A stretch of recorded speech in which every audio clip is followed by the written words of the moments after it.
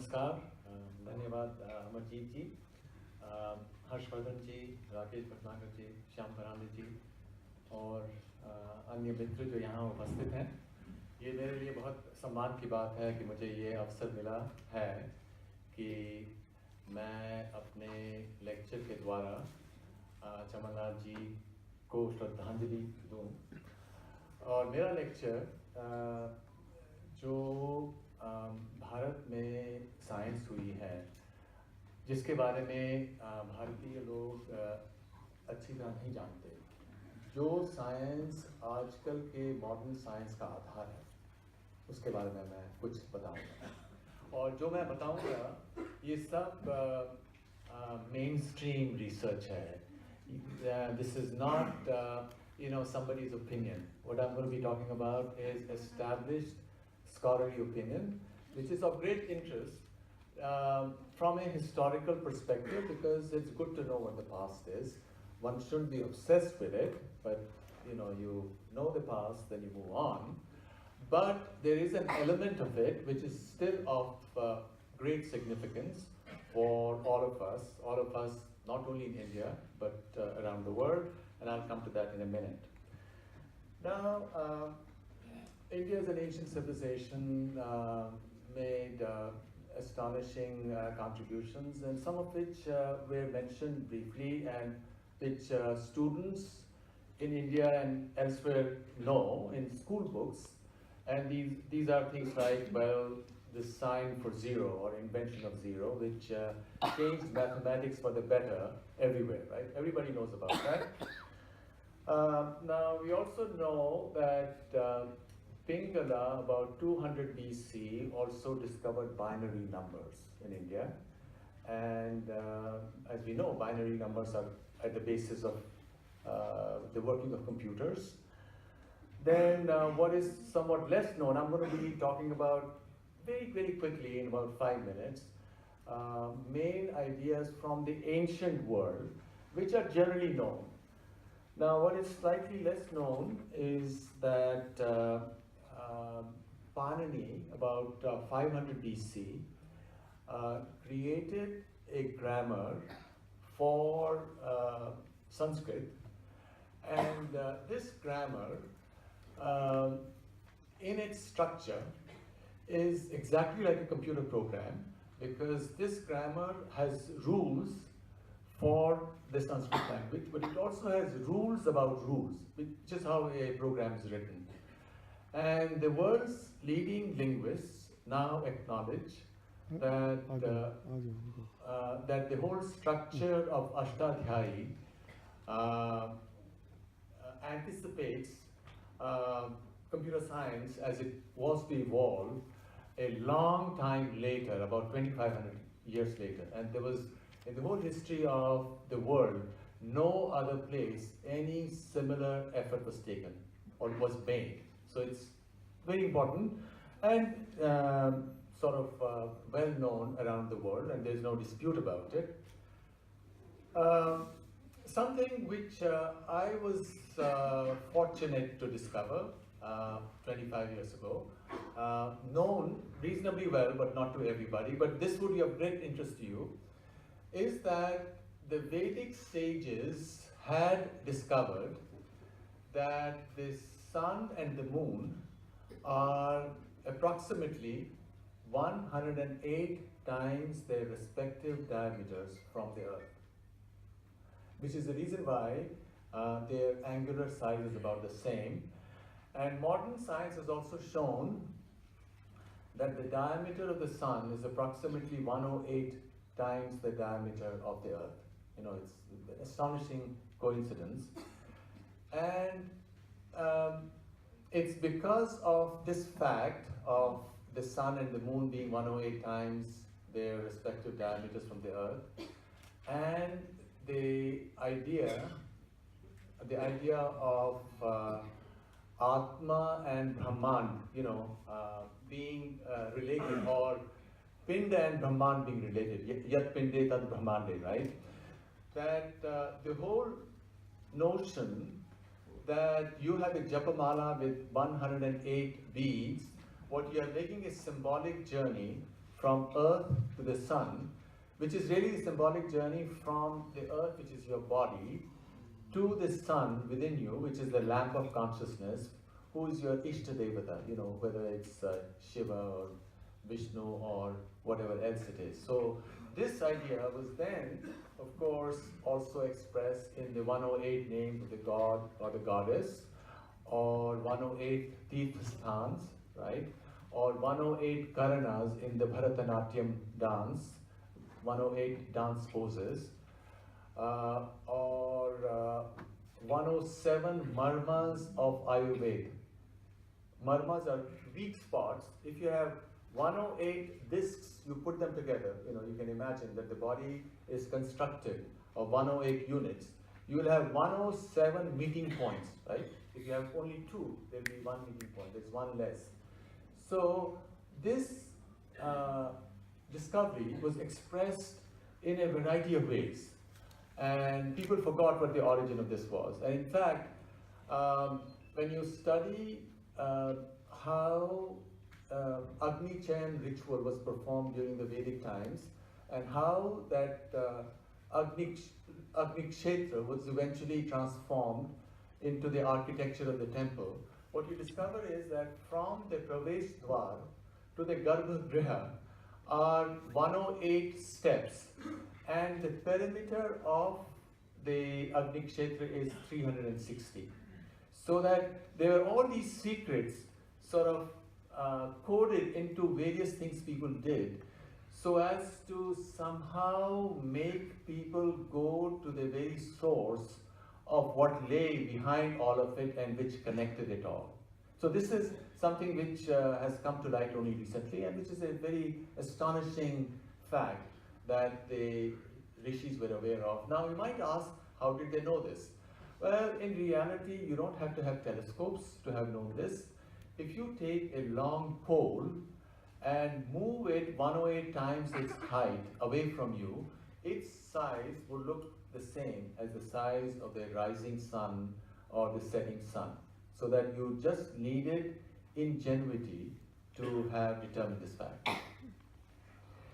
Now there are a few other aspects of ancient Indian science which are rather anomalous, and for which we don't really know the basis.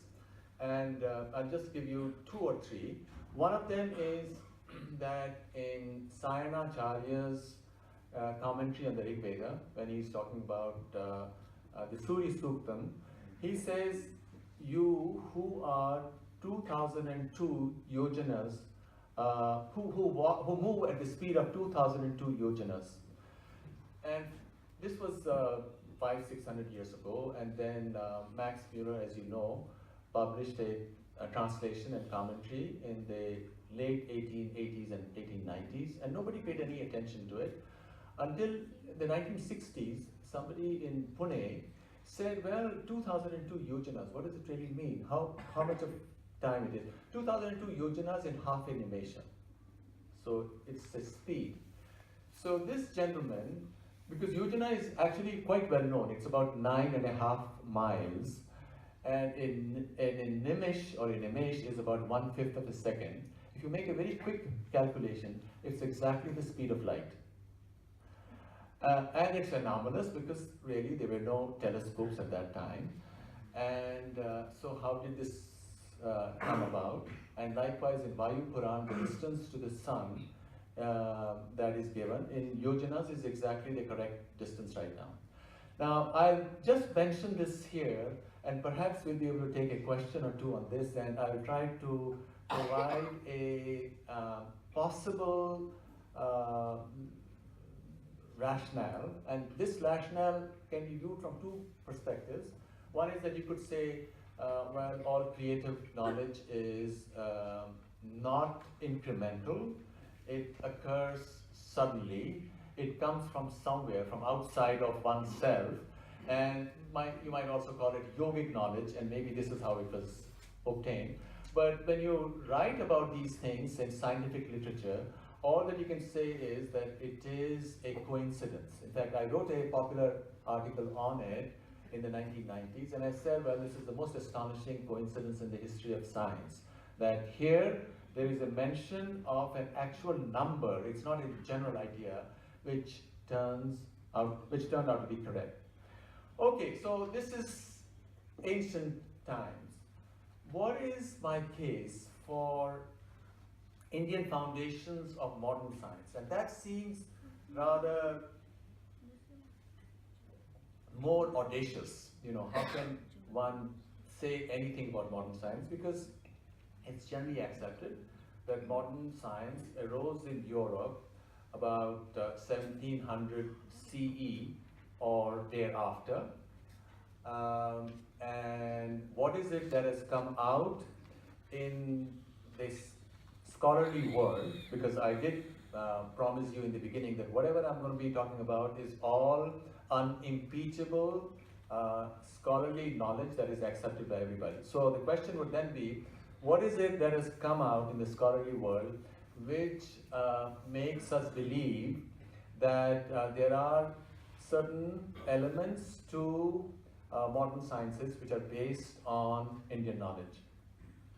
Now, the very first of these was already mentioned by Dr. Harshvardhan, and he spoke about inoculation. Now, it so turns out that one Dr. John Holwell wrote in 1767, he was a British doctor, and he was to look at the phenomenon of inoculation that was carried out on a very large scale by Vaidyas all across the country. And he said that it was so effective that hardly, and this is his phrase, hardly 1 in a million failed. So young boys and girls and others would be inoculated on their arm, quite like how we were inoculated when we were growing up. So he mentioned that. And then, of course, Edward Jenner later on created vaccine based on cowpox. How it was done in India was not using cowpox at that time, as far as I understand. It was previous year's weakened stuff which was used, but it was effective. And as we know, that has changed, they changed public health across the world, the idea of vaccination. So this is one element. The second one is, well, the mathematical bases of modern science.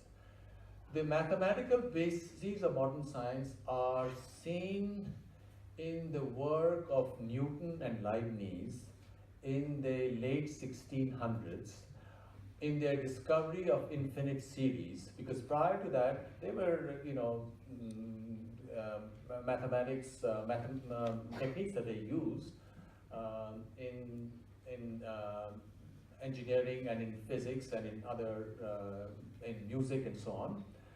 So this discovery of calculus, in other words, it's called calculus. The discovery of calculus is supposed to have changed science. Well, it so turns out that 200 years prior to Newton and Leibniz, in Kerala arose something what is now called the Kerala School of Mathematics and Astronomy. And you had people like Nilakant and many others. So in that tradition, calculus was created. And there is at least one school, now this is sort of in the scholarly world contested. There are some people who say that the Jesuit missionaries took these ideas to Europe and they were sort of played around, and then finally they were to play a role in either their re-expression or possibly by an independent discovery later on in Europe, which was facilitated by what they had already received from India. Now, as we know, for example, prior to that, about 1100 AD, the the Italian Fibonacci took Indian mathematics and took it to Europe, because prior to that, the Europeans did not use the 10 digits like constitute modern numerals. They used Roman numerals, and they fought for about 100 years. It took quite an effort by Fibonacci, who took Indian books translated into Arabic, which he came across when he had gone to Spain, because Spain at that time was under rule by the Muslims. So he took that and he translated that into Italian, and that was to change mathematics completely. And then later on, there was a lot of struggle also to accept negative numbers or do mathematical equations, which had already been done by Brahmagupta in the 600s. So all of these things were to play a role in the development of mathematics, but we normally assign that to the ancient period. But now, trying to perhaps stress the field that I am most worked on, which is engineering and physical sciences. And in engineering, what has certainly changed the past couple of 100 years is machine theory, right? And the mathematics of this machine theory is generally seen to have arisen in Britain in a group of three mathematicians with names George Boole, Augustus de Morgan, and Charles Babbage. And in fact, 1850s, Charles Babbage even created a structure of the digital computer, not electronic, but a mechanical digital computer. Now, what this required was an extension of logic, as was known, to deal with relationships which are conditional, which is what you require when you're doing computations. Now, it so turns out that George Boole's wife, Mary Boole, was a very famous science writer in England, and in the late 1890s she wrote a book, in fact a very famous essay, where she mentions that, look, this discovery could not have been made but for the fact that these three scientists used to get together with George Everest, who was Mary Boole's uncle. And as you know, George Everest lived in India for about 30 years. He was the Surveyor General of India, and in fact his house in Missouri is still there. And according to Mary Boole, George Everest had taken Indian ideas which amounted to mathematical logic, and that created that stir which eventually took the form that Western mathematical logic took. Now, after that, people didn't pay any attention to what Mary Boole had written, but recently, scholars, both in the West and in India, in the West, the famous Sanskrit linguist named Fritz Stahl, who was at University of California at Berkeley for a long time, they have concluded that an extension of Nyaya, which is called Navya Nyaya, which arose in Bengal and Bihar about 1100s or 1200s and thereafter, completely is equivalent to mathematical logic created by De Morgan, Boole, and Babbage. And therefore, Mary Boole had been right. For a long time, people didn't pay any attention to what she had said because there was no sense that they could make of it. And to that extent, it is a very important basis of what was to come later. Now, two more contributions which are not directly derived from India and which were to impact modern science, but which were inspired by Indian knowledge. The first of these, if you haven't come across this already, This year we are celebrating the 150th anniversary of the invention of the periodic table by Mendeleev. Now, Mendeleev, when he did the periodic table, he was a student of Sanskrit in St. Petersburg in Russia. So his writings have come to, they have come to us. And what he did was, and I'm reconstructing based on Professor Paul Kiparsky of Stanford University, who's researched on this. So what basically he did was, at that time, we knew all these chemicals, the atoms, with their certain properties, but no general structure was known. So apparently, Mendeleev took the two-dimensional structure of Sanskrit Varnamala, and he was inspired by that, and he was able to cast all these chemicals in this two-dimensional structure that we are aware of. And how he became so famous was that he, based on this structure, he predicted 3 yet unknown chemicals, right? And he gave them the names Eka this, Dvi this. So he was giving them Sanskrit names, which people are aware of, which people know of. And then these chemicals were indeed discovered, and so Mendeleev became world famous. So Sanskrit did play a role in something which was to change chemistry and change biology and everything else. Now, another romantic chapter in history of modern science. The year is 1896.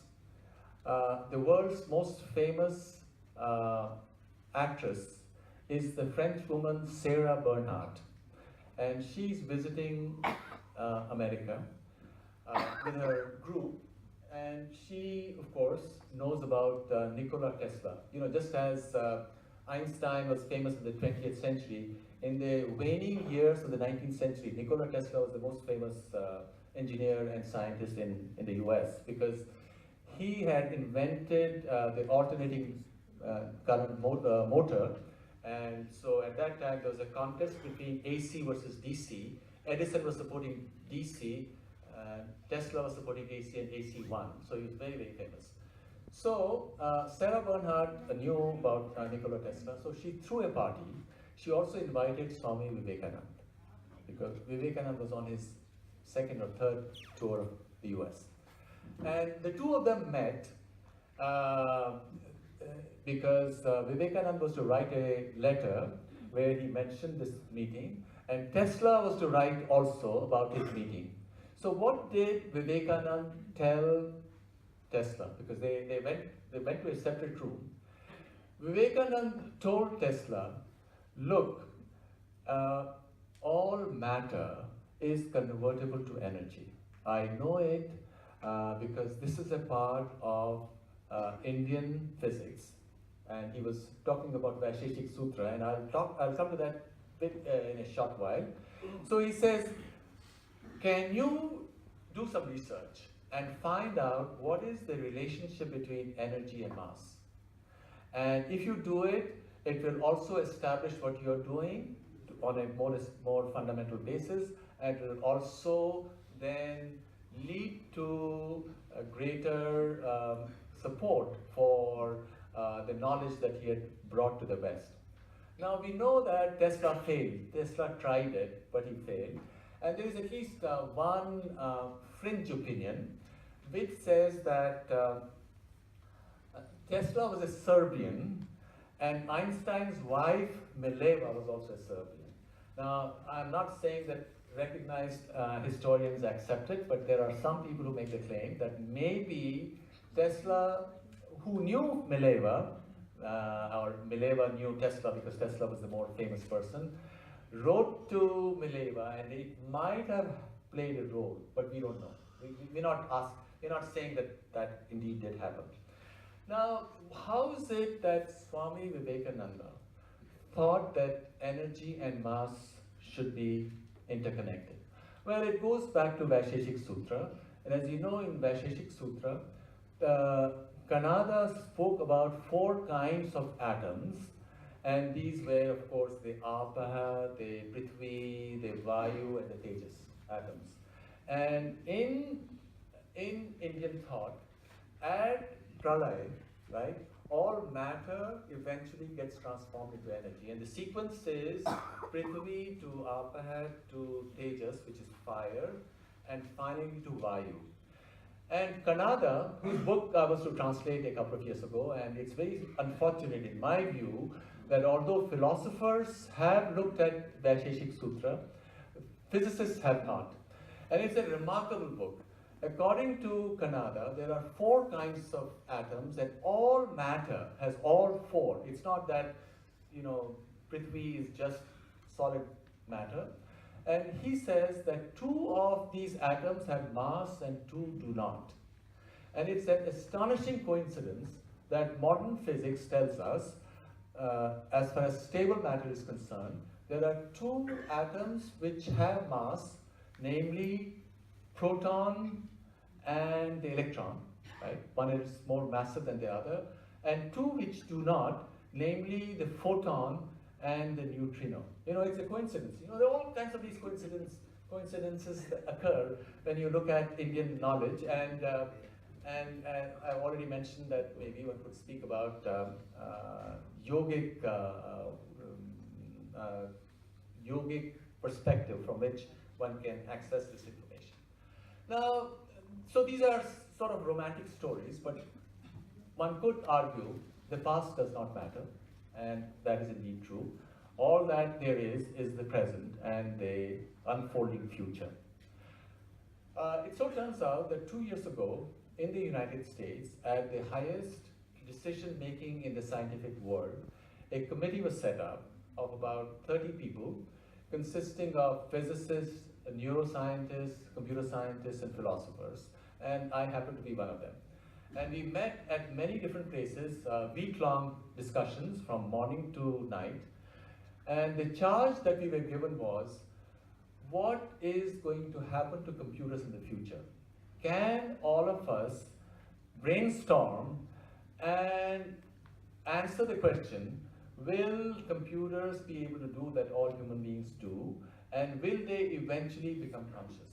Because certainly this is the whole fate of the world hangs on this, because if one were to just think of it, if computers were to become conscious just like us, they would have no need for us, right? They would get rid of us, and it'll be a world of just conscious machines.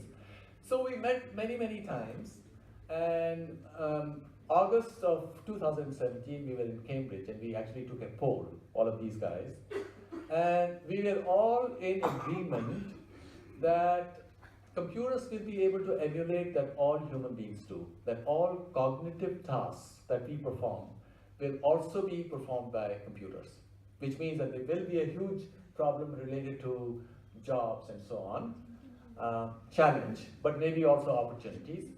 And about half of us were split. Half of us thought, and these were some of the world's leading scientists, they said, well, computers will also become conscious.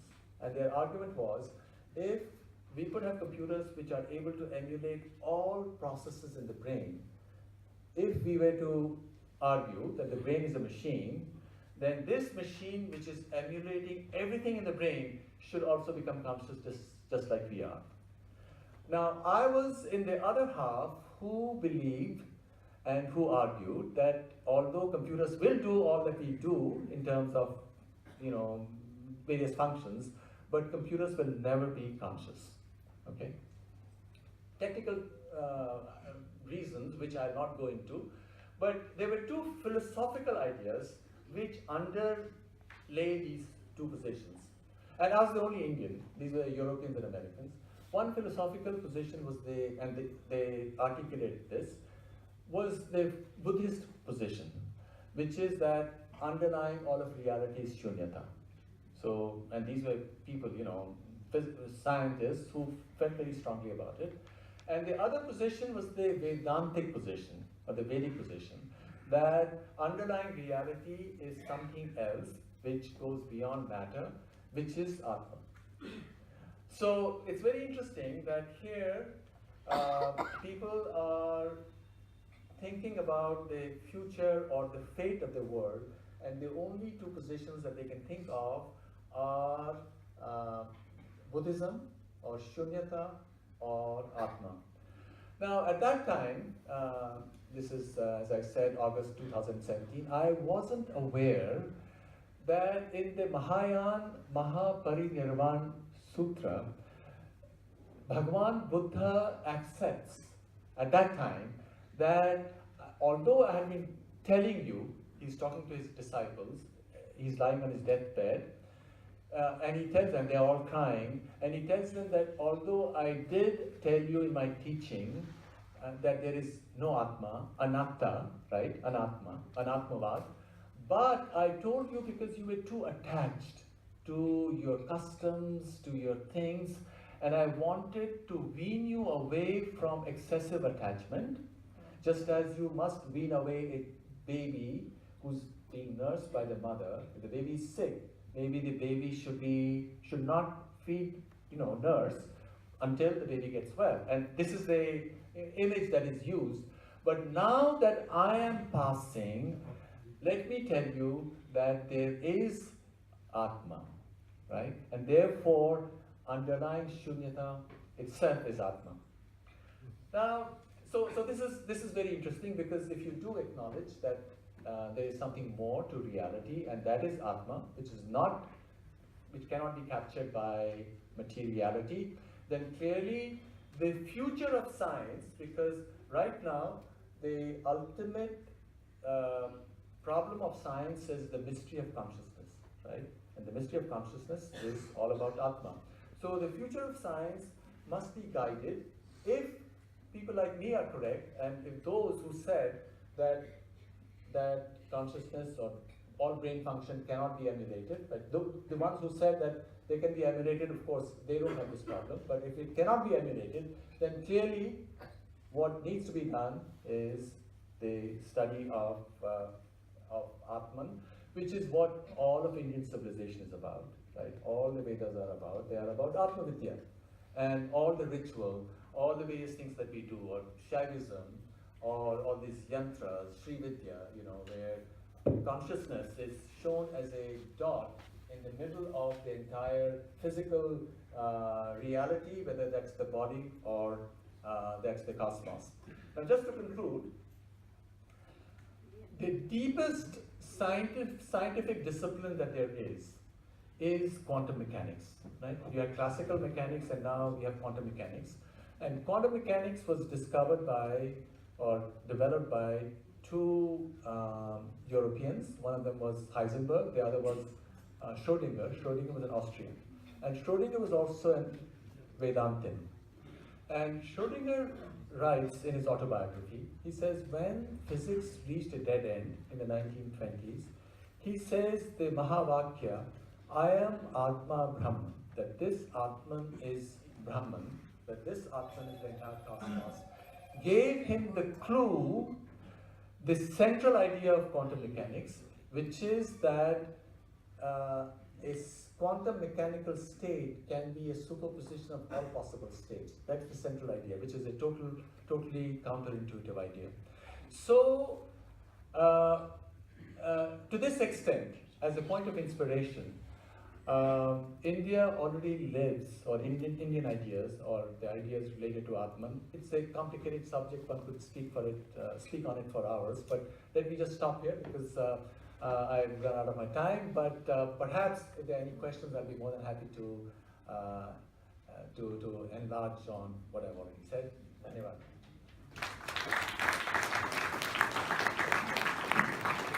Thank you, Professor Subhash. And there are lots of thoughts in your minds. We will be